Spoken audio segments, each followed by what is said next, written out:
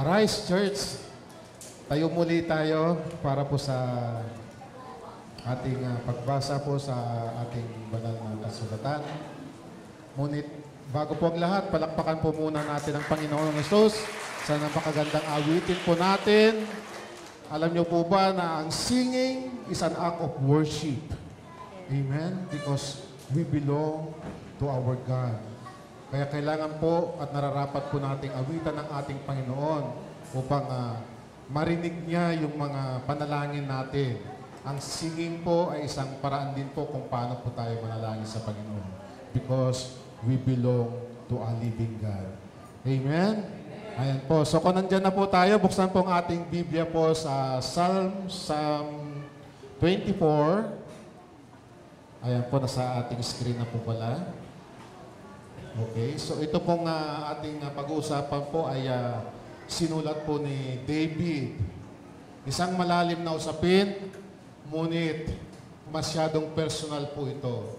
Dahil makikita po natin na mula sa pagkabata ni David hanggang sa pagtanda ni David, ang kanyang puso po ay ang pagsilbihan ng ating Panginoon. So nandyan na po tayong lahat. Sabay-sabay po natin basahin sa verse 1. The earth is the Lord's, and everything in it, the world and all who live in it, for he founded it on the seas and established it on the water. Tayo po'y manalangin. Panginoong Jesus, alam namin, Panginoon, that you are the author and finisher of our faith. We have heard, Lord, sa mga nagdaan na aming mga narinig, Lord, ayon sa mga lingkod mo na ginamit, ng pananampalataya, Lord God, ay hindi lang po sa gawa, kundi din po sa kung paano po sa buhay, Panginoon. Kaya naman po, Panginoon, sa araw na ito, buksan mo po ang aming mga puso at isipan. Itanim mo po sa amin, Lord, kung saan po talaga kami nabibilang, kung ano po talagang aming mga purpose sa buhay na sa mundong ito, Lord God, mula pa noon, bukas at sa ngayon, Panginoon. Hayaan mo, Panginoon, ang iyong banal na Espiritu ang kumilos sa aming kalagitnaan sa araw na ito, Lord God. Anoint my lips, Lord. Use me as a channel of your word. This I pray in Jesus' name. Amen. Amen. So makakaupo na po tayo. Palakpakan po muli ang ating Panginoon na buhay. Ayan po. So gaya po ng ating, ating text po is Psalm 24. Verse 1 and 2, ang sabi po yan, the earth is the Lord and everything in it.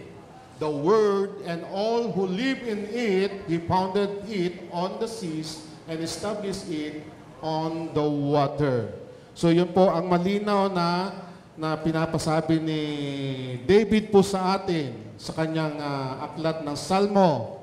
At dito po matatandaan po natin kung ano ang ibig sabihin ni David po sa atin sa araw na ito. Gusto lang po patungkulan ni David kung saan po talaga tayo nabibilang. Saan po tayo nabibilang? Where do I belong?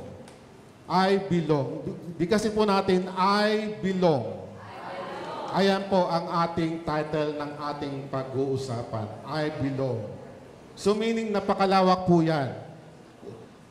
You belong sa isang pananampalataya, we belong sa isang gawain, we belong to isang organization. Ano ba ang ibig sabihin ng ating I belong? Next slides po. Ayan. So, sa awitin natin kanina, kaya naman po sa ating awitin po ng ating mga inawit kanina, align na po yung ating mga pinag-uusapan. Kasi sabi kanina, yesterday ay nakalipas. Ngunit ngayon, bakit ang yesterday natin ay napakahalaga? Yesterday, tomorrow, today is where I belong. Sabi nga na, yesterday, tomorrow, today is where I belong. Tomorrow, today is where I belong. Punta muna natin ang definition ko yan. Next slide. So, yesterday, tomorrow, today is a reflective, immersive experience that reminds us where I belong or to a shared interconnected past dynamic presence, and a boundless future.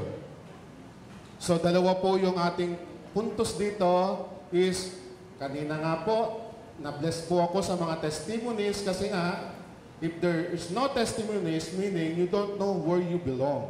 But because you belong to Christ, meron po tayong mga testimonies. We share the stories through our testimonies because we belong to Christ. And we share the experience together because we belong to one another. So, dalawa po ang ating puntos.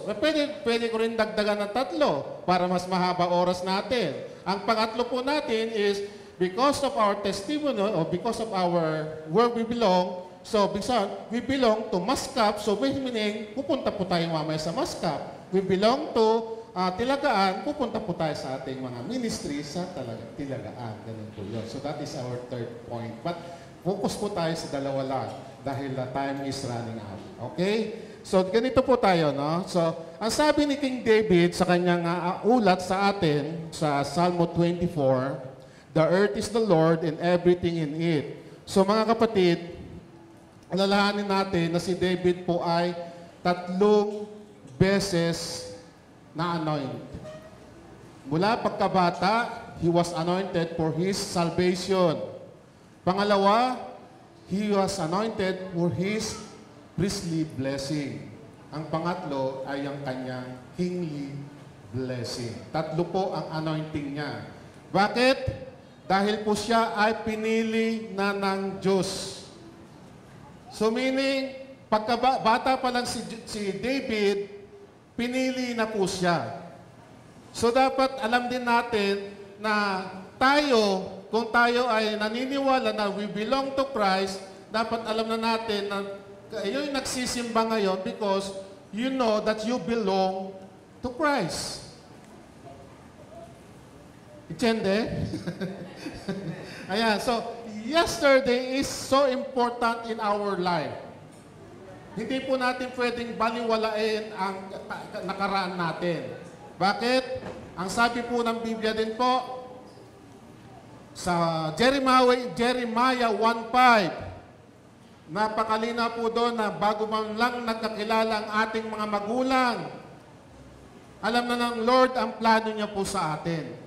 Meaning, bago pa po tayo isinilang sa mundong ibabaw na ito, alam na ng Diyos ang plano sa atin. That is our yesterday. Planado na po tayo. Wala na po tayong magagawa, kundi tayo ay part na ng yesterday.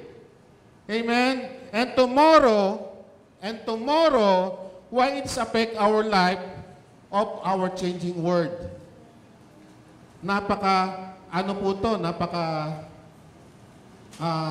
Halaga. Kasi sabi dito ni King David, naniwala siya na the earth is the Lord. So, ibig sabihin, doon pa lang sa umpisa ng pananampalataya ni David, nakita na niya yung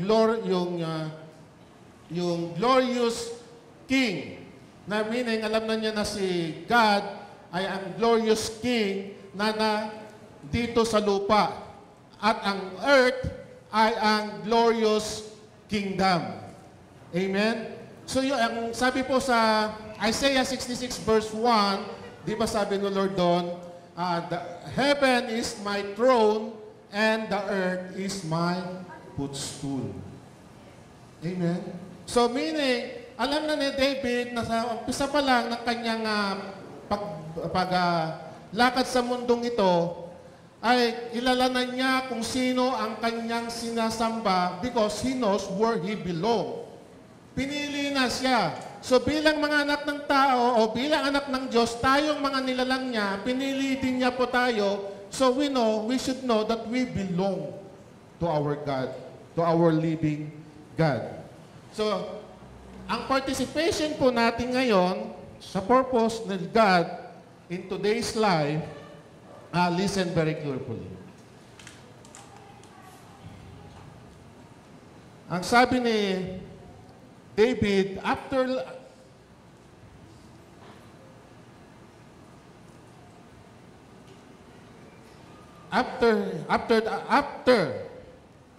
he knows na si Lord ang nagbigay sa kanya ng mga bagay na ito, ay dumaan din siya sa napakaraming pagsubok. Dumaan din siya sa maraming mga kababalaghan na hindi niya nakalain na sa kanyang batang edad ay kaya niyang sumagupa ng higante. So, ibig sabihin, alam na natin na siya ang pumatay kay David. Si Goliath. So, his admiration and his yung kanyang alab sa pagsilbi sa Panginoon, kitang-kita natin kay David kung paano niya nire-respeto yung divine power ng Panginoon sa buhay niya. So, sa pamamagitan nun, alam na David na ang Holy Spirit dwells in him. Nasa kakanya ang banal na Espiritu Santo. Sa panahon natin, kung ito ang ipinapahawatig sa atin ni David, we know that Jesus Christ, and I'm assured na David is talking to Jesus, the Messiah of today, who is in us today, and who is where we belong. Diba? So, ibig sabihin, hindi lang po dapat sa pananampalataya, hindi lang po sa aksyon natin, kundi alalahanin na natin na yung ating pinaglilingkuran ay nasa sa atin na po. Walang kaduda-duda po na kayo po ay nandito sa ating iglesia dahil alam ninyo na ang ating buhay na Diyos na ating pinaglilingkuran, pinanampalatayaan ay nasa inyong puso na. Amen? So yun po yung napakagandang reflection na bakit kailangan po natin pag-aralan. Pero sa panahon natin ngayon, maraming bagay po ang mga nagiging hadlang. Tignan po natin sa next slides natin. Ang cellphone. How has the cellphone influenced your life? Napakalalim na usapin po ito. Dahil alam naman natin na imbis na Bible po ang hinahawakan natin, ay cellphone, hanggang pagtulog, panaginip, at paggising, cellphone pa rin ang ating katabi. Aminin man natin, bato-bato sa langit, sana tamaan lahat. Amen? Cellphone has really influenced our life. So paano po natin masasabi na I belong to Christ kung ating Biblia mismo hindi natin makapiling, hindi natin makatabi? Rather, yung ating mga cellphone, naghihintay ng mga messenger, o tawag doon, mga text sa messenger, TikTok, o whatever. Ganon po tayo influence ng ating social media po sa panahon ito. Pangalawang tanong, how does it feel to be a human in the age of AI? Diba? Lahat tayo tanong kay AI. Lahat tayo tanong kay Meta. Aminin, pero guilty po tayo lahat po dyan. Ganyan po ang influence po ng mundo natin ngayon. Pero God is reminding us, where do you really belong? In this world of AI, or in the social media, na napakalawak po ng mga influence ng social media, maraming nai-scam, usong-usong mga scammer. Ako kasama po sa, I am guilty of that. Malimit po ako mabiktima ng scammer because of social media. Sa AI, magpaparesearch ang ating mga professor o ang ating mga teacher. Ang dali na lang. Tumpak yung sagot ng AI sa atin. So, nasaan po yung sarili nating energy? Nasaan po yung sariling banal na espiritu na kumikilos sa atin na we claim it that God is below, alam natin ang Panginoon ay nasa sa atin. Ang banal na Espiritu na ating pinananampalatayanan ay nasa sa atin. Kung tayo naman po ay nakapokus po at masyado po tayo na-influensyahan ng social media at ng AI.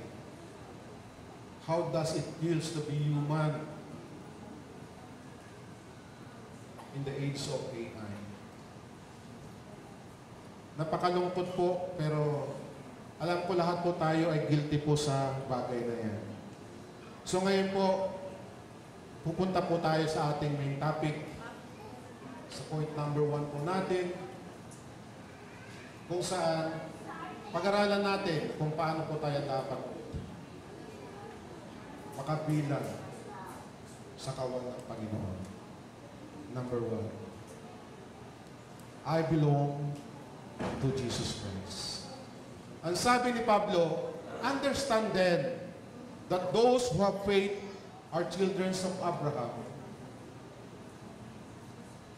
Scriptures foresaw that God would justify the Gentiles by faith and announce the gospel in advance to Abraham. All the nations will be blessed through you, so those who rely on the faith are blessed along with Abraham, the man of faith. So who is Abraham? The father of faith. Ama ng pananampalataya. Kung saan is the ultimate offspring of Christ. Christ is the ultimate offspring of Abraham. And all the promises of God made to Abraham in his offspring flow to Christ. So, sino ba ang ating pinanampalatayanan? Si Kristo, di ba? So, lahat ng pangako kay Abraham na ultimate seed, si Christ ay si ultimate seed ni Abraham, ay nag-flow kay Abraham. That's why we are being in Christ, covered by Him, identified with Him, we also become Abraham's children and heirs. David also said, our position before God has nothing to do with following the law and everything to do with being in Christ. Because we have everything in Him and nothing without Him. So, si Christ ay kumakatawa na He is the source of everything. So, hindi na rin sabi ni Paul na hindi na lang din po dahil sa batas na ating sinusundan, hindi na lang din po sa ating mga gawa, kundi panampalatayanan na natin si Kristo, nasa sa Kanya na ang lahat. Kaya maniwala ka na dapat ikaw ay kasama. Dapat you belong to Jesus Christ. Para lahat na kung ano ang meron si Kristo, ay meron ka na rin. Amen? Panampalatayanan mo yan. That is your faith in action. Yun po ang mga tinuturo ng mga lingkod dito na tumatayo. Kung paano dapat tayo nananampalataya na sa panalangin ang inihiling. We should pray for the source who is Jesus Christ, where we belong. Hindi lang po dapat sa ating mga paggagawa ng mga mabubuti, kundi hanapin na mismo natin ang source. Because Christ is the ultimate offspring of Abraham. At ang lahat ng pinako ng Diyos sa kay Abraham, nagplok po yan kay Kristo. Kung saan po tayo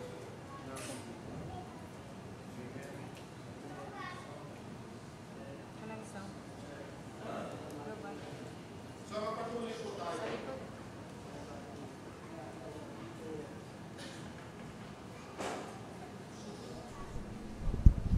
So, if we belong to Christ, then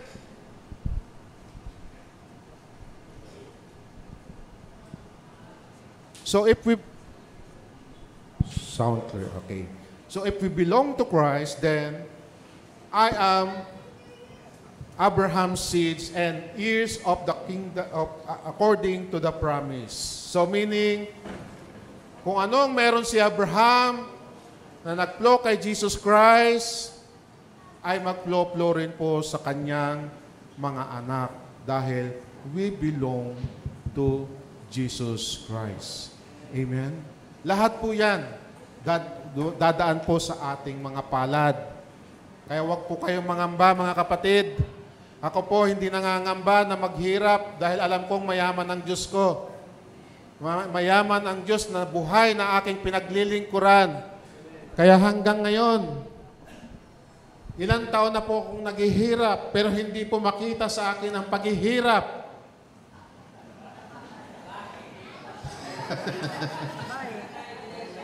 Laging mayaman.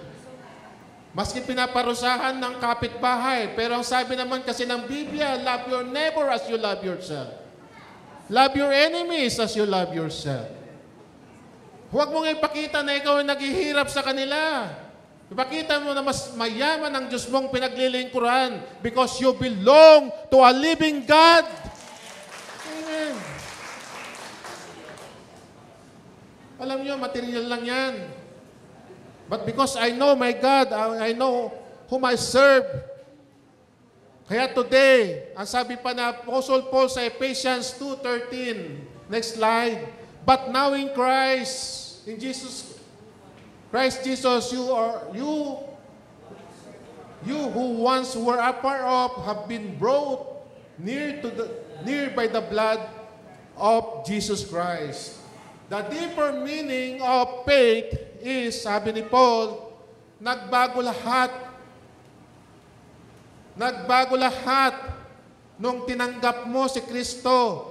Nung siya'y naniwala ka na si Kristo Jesus ay pinako sa cross nang dahil sa iyo, kaya ikaw ay tinubos at ngayon ay ikaw ay buhay na at binigyan muli ng pag-asa upang ikaw ay makabilang sa kanyang angkan o kanyang kawan na dati ay ikaw ay isang damuhong ligaw, ngunit ngayon ay may pananampalataya ka na.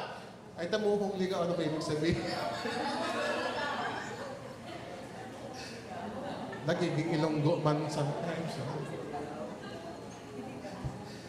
Ngunit noong ipinakilala sa iyo na ang anak ng Diyos na ikaw ay isang tupa,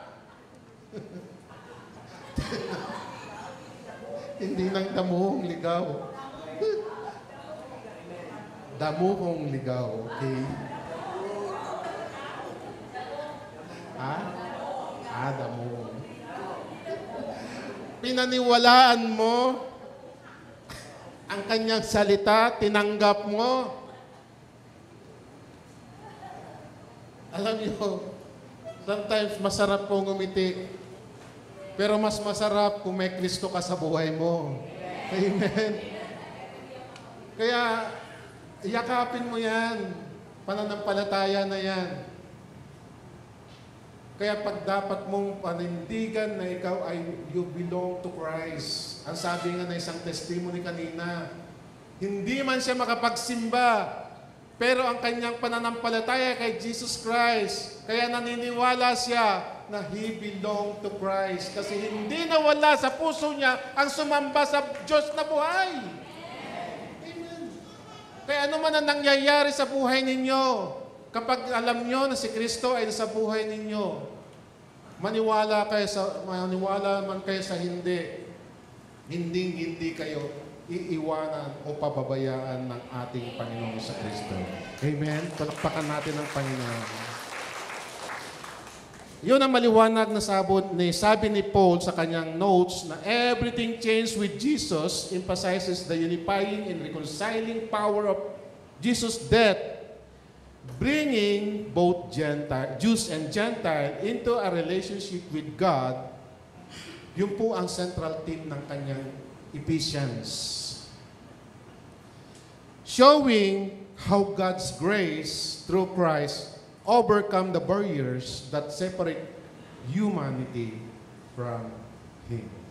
Ipinalik tayo ng Diyos ipinalik tayo ni Jesus Christ sa Panginoong Diyos na ating buhay, na ating Ama. Yung barrier yung kasalanan na nakahadlang sa atin, ibinalik na tayo. Kaya wala ka man sa iglesyang ito, kung sumasamba ka, hindi mo naiisin nang wala ka doon. Dahil alam na alam ng Lord ang puso niya at ang puso mo ay pinag-isa na ng Diyos. Hindi ka na niya iiwanan o pababayaan. Ganon ang ginawa niya kay King David. Kaya bata pala si King David sa ating text, hindi na siya iniwanan ng Diyos. 3 beses ka i-anoint. 3 beses ka kinilala ng Diyos na anak ka niya. Kaya, ano pa masasabi ni David sa kanyang buhay? Ang sabi niya, "You are my glorious King, and this earth is your glorious kingdom. And everything in it should worship you. And everything in it, kailangan itaas ang pangalan ng ating Diyos na buhay." Si King David ay isang karakter sa Bible kung saan lagi po siyang binabasa tuwing gabi bago ko matulog. Kasi alam niyo po ang Salmo, ang Psalmist na mga talata na King David, nakaka-uplift po sa atin yan bago po tayo matulog. Kasi yung mga barriers, o sabihin natin lahat ng resentment natin, mga setbacks natin, mga worries natin, mga trouble natin, andun ang kasagutan. Kung paano umaawit si David, nalilip up ang kanyang heart at nawawala yung kanyang problema. Kung paano niya gigirahin ang mga bansa. Ngunit dahil sa inutusan siya ng Diyos, lagi siyang pangalo, lagi siyang tagumpay dahil nasa kanya ang Panginoon. That alam niya na he belong to Christ. He belong to the Lord. Kaya tayo dapat ang ating pinagsisilbihan natin, alam dapat natin yun. Hindi lang po sa pananampalataya natin makita yon, kung hindi po talaga kung paano po tayo dapat nabibilang sa ating sinasampalatayanan. Amen? In Romans 5:1-6, next slide please.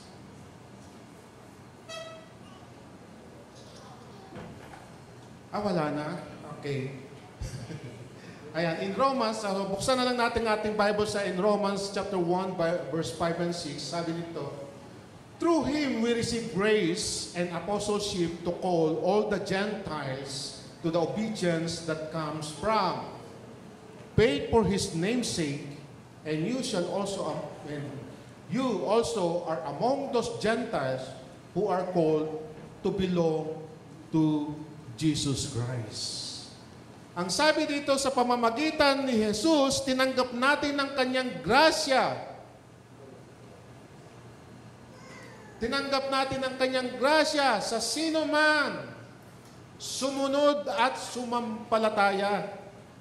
Sino man sumunod at sino man sumampalataya. So meaning, ang ating Diyos ang nagbigay ng grasya sa atin. A free gift sa sino mang sumunod at sumampalataya kay Jesus. For by grace ye saved through faith, and that not of yourself. It is a free gift of God.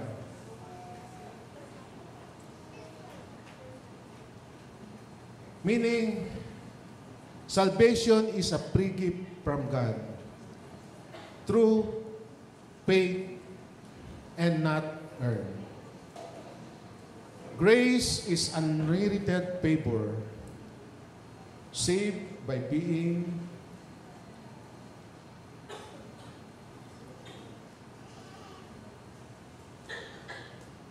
the Son of God.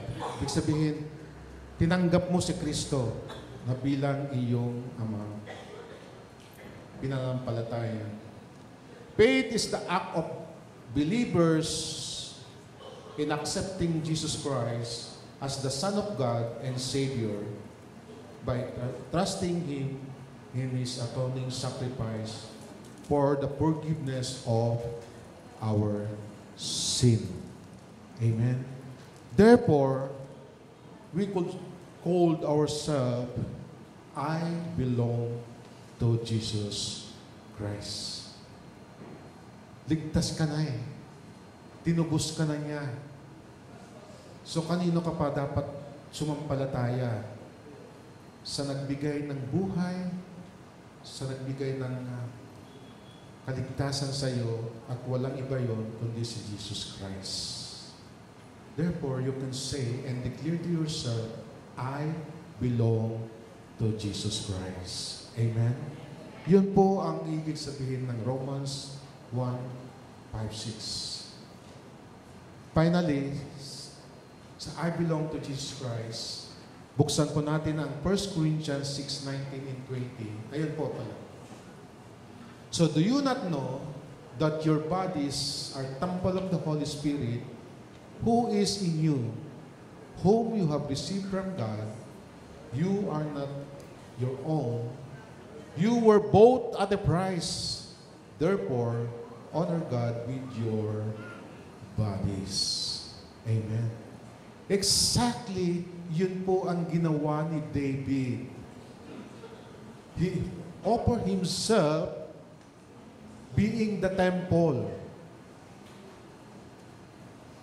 Noong siya ay pinili ng Panginoong Diyos bilang anak, niligtas, ginawang hari, isinadmit na ni King David ang kanyang buhay at tinanggap na niya na siya ay tahanan ng banal na Espiritu Santo.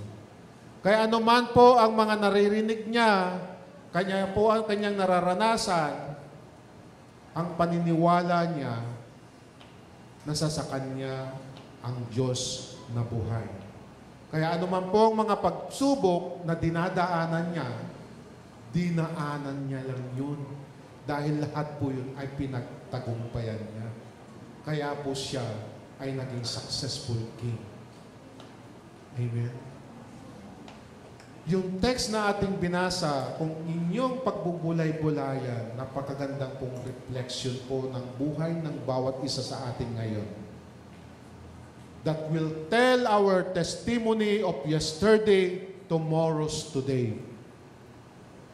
That will reflect kung ano ang mangyayari to your future para malaman mo kung ano ang tunay na purpose mo sa mundo nito. That's why we need our yesterday, tomorrow's today. Napakahalaga po na pag-aralan po natin yon bilang isang mananampalataya at bilang isang kasama sa angkan ng ating Panginoon Jesucristo. Ang sabi dito, finally mga kapatid, para sa mas makatwirin sa ating pag-aaral, why I belong to Jesus Christ ay dahil we are temple of the Holy Spirit at hindi natin pag-aari ang ating katawan. Ito ay templo ng banal na Espiritu. Tinubos ni Jesus, ni Jesucristo. Kaya dapat igalang natin ang Diyos sa pamamagitan ng buhay na matuwid, ganap, at kasaya-saya. Dahil ang Diyos mismo ang nag-iingat nito. Ang Diyos mismo ang nag-iingat sa inyong mga katawan. Kaya kayo'y mga buhay pa na patotoo. Kaya hindi po tayo basta-basta mamamatay dahil ang Diyos ang mag-iingat po sa atin. Amen. Tanggapin na po natin ang ating mga katungkulan. Tanggapin na po natin na hindi po lang dapat tayo sitting ministry po. May mga katungkulan po tayo sa iglesia natin. Dahil may purpose po tayo sa mundong ito. Yun po ang plano ng Lord sa yesterday natin. Di nyo ba matandaan na in the beginning, sa creation pa lang, ang sabi ng Lord, it is good. Napakaganda ng plano ng Lord.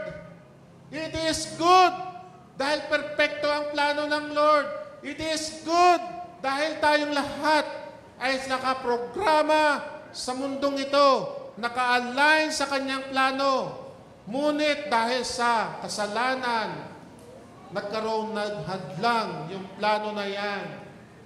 Kaya remember our yesterday, tomorrow's today, na meron po tayong pakikibaga.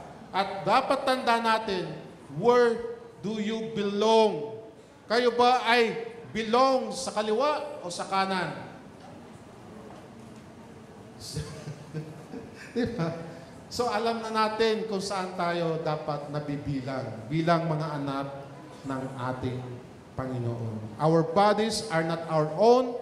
They are temple of the Holy Spirit, both at a price, the sacrifice of Jesus Christ. Therefore, we should honor God with our bodies by living in a way that reflects His holiness, purpose, because God value our bodies. Iniingatan po tayo. Kaya nga po meron tayong magagandang katawan. Kaya meron po tayong mga sexing katawan. Kaya po tayo nakakangiti ng maganda. Kasi nagre-reflect sa atin si Christ. Amen. Ipakita po natin na tayo ay totoong mga anak ng Diyos na buhay nating pinaglilingkuran. Hindi lang po tayo dapat nananampalataya, kundi nakikita sa atin ang tunay na gawa na kung ano ang isinimulan ng ating Panginoong Jesucristo, dapat tayo po ang magpatuloy po nito. Dapat tayo po ang gumawa nito. Dahil tayo po ay mga templo ng banal na Espiritu ng Panginoon. Amen? Palakpakan po natin ang Panginoon. Ayan. Pangalawang puntos na po tayo. I belong to one another. Ayan. Sabi po sa Romans 3 to 5, For by grace given me, I say to one of you, do you think of yourself more highly than you ought? Rather, think of yourself with sober judgment, in accordance with the faith God has distributed to you, to each of you. For just as each of us has one body with many members, and these members do not all have the same function, so in Christ we, though many, form one body, each member belong to all the others. Amen? Malinaw na naman po to na you don't belong to yourself, but also we belong to one another. Ang sabi po ni Paul again dito. So the Bible speaks of Christians belonging to one another through their shared faith in Christ, forming one body with many members. So Romans 12:5 emphasizes that while individuals have different rules, they are interconnected, interdependent within the body of Christ. Amen. This unity calls for love, support, and mutual care as believers. Napakagandang po ba isipin, di po ba? Magkakaiba man po tayo ng mukha, magkakaiba man po tayo ng ugali, magkakaiba man po tayo ng buhay, may mayaman, may katamtaman. Pero makita po natin kung paano natin ipapakita na tayo ay kabilang sa ating Panginoon. Bigyan ko lang po kayo ng short example dito. In Romans 12, 3 to 5, ang sabi dito, meron pong mga essentiality. So isang tao po, lahat po tayo ay may limitasyon. Kailangan po natin ma-recognize yan na lahat po we have limited resources, or we limited minded, or limited so meaning kailangan natin po ang isa't isa. Kung halimbawa ako ay wala ng kapera-pera, nandiyan si Pastor Rani para lapitan ko. Di ba? Oh, kung ikaw naman ay kailangan ng panalangin, kailangan mo lang lumapit kay Sister Opie para ipanalangin ka. Amen? Kung ikaw naman ay nangangailangan para ikaw ay makakita, makabasa, lumapit ka lang kay Pastora, bibigyan ka ng salamin. Amen? Ganun po yun. So, limited po tayo. May limitasyon po tayo bilang isang tao lang. But because we belong to one another, nandun po tayo para magtulong-tulong bilang isang anak ng Diyos. Amen? At speaking of interconnectedness and as believer, ay napaka-importante po sa katawan ni Kristo bilang magkakasama at isang buhay o isang body na maraming sanga o isang katawan na maraming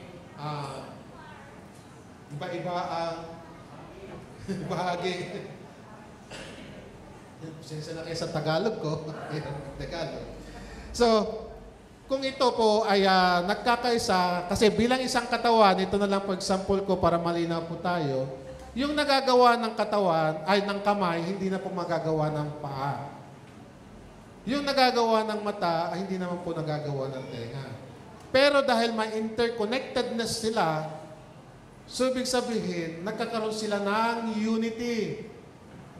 Kung ano yung decision making na nagagawa ng isa o na pwedeng gawin ng isa, pwedeng gawin ng isa. May dahil sa interconnectedness nila. Yung pagkakasama nila sa isa't isa. So that is the interconnectedness or yung unity na sinasabi. Sa diversity, ito po ay napakahalaga po sa ating iglesia. Diversity meaning yung mga iba-ibang gifts. Ayan po yung sinasabi nating gifts.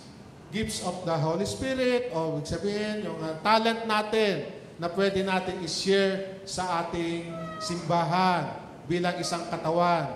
So, if we belong to one another, pwede ninyo po i-share yan.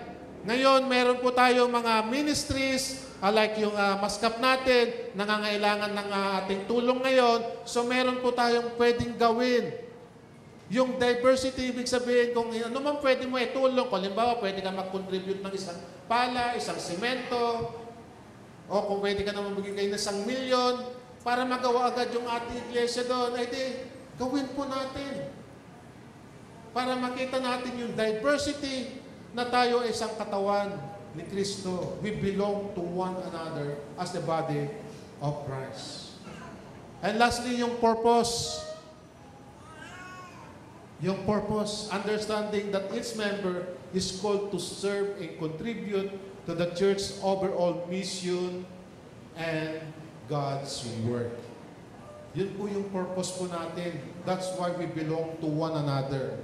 Huwag po natin hayaan lang po na si Pastora ang kumikilos, si Tatay Lito lang po ang gumakilos, si Pastor Rani lang po ang nagdra-drive. Marami na po ibang driver eh. Tulungan natin sila. So meaning, tignan na natin yung purpose natin ngayon bilang isang katawan ni Kristo, that we belong to one another. Amen. So yun po yung essence ng Romans 12:5. A call to a shift from self-centeredness to a mindset of humility, interdependence, and collaborative service within Jecohar, within Christian community. Palakpakan po natin ang Panginoon. Diba? Kapag dito po ang ginawa natin that you really belong to Christ and you belong to one another, I believe this church will never be the same again. This church will never be the same again. Isang simbahan na maunlad, isang simbahan na masaya, isang simbahan na punong-puno ng pag-ibig, at isang simbahan na may pagkakaisa. Amen. Ito po ang hinahangad ng Diyos sa atin. Ito rin po ang gustong ipahiwatig sa atin ni David, why our yesterday, tomorrow's today is very important sa panahong ito. Palakpakan po natin ang ating Panginoon. At sa ating practical application, ang bilis natin, kasi magalas 12. Ayan. Yesterday, God is God. Jesus is Lord. God created the universe. He governed it.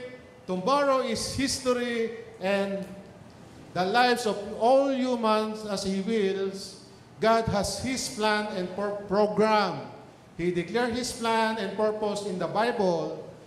The closer we are with His plan and commandments, the more love, joy, peace, and fulfillment we have in our lives. So today, love God with all your heart and love your neighbor as yourself. Fear God and keep His commandment, for this is the whole duty of mankind. As I belong to Jesus Christ, our hope and Redeemer. Church. Amen. Sa ating conclusion, ayan, Hebrews 13:8 says, Jesus Christ is the same yesterday, today, and forever. The unchanging nature of Jesus Christ, emphasizing His consistency in character, attribute, and promises throughout all the time, according to the Bible. This means that what Jesus Christ was like in yesterday, as revealed in the Bible, is exactly how He is today, and He will be in the future. Amen! I belong to Jesus Christ! Shout, I belong to Jesus Christ! I belong to one another. Palakpakan po natin ang Panginoon. Let us pray. Habang tayo po tayong lahat. Hallelujah, Lord. Thank you once again, Panginoon, sa ating short message, but it is so meaningful for us, Lord. Now, Lord, that we know where we belong. Yes, Lord. Salamat, Panginoon Jesus, dahil tunay nga, Panginoon, na hindi lang po pananampalataya ang aming hangad, kundi kung saan po talaga kami nabibilang at kung ano talaga ang aming tahanan at kung sino ang aming pinaglilingkuran. Salamat po sa araw na ito because we believe, Lord, that you are the God of yesterday, today, and forever. Salamat po. Ito pong aming dalangin sa Panginoon Jesus. Amen.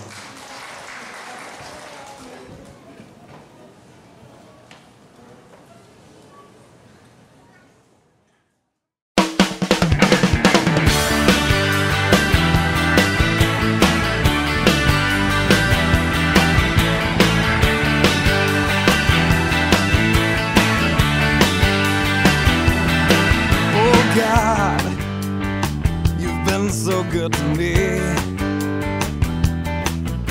You came and found this orphan and you brought me right into your family.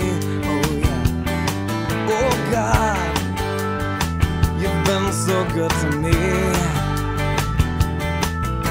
You threw away my past and you never count my sins against me. No, thank you, Lord.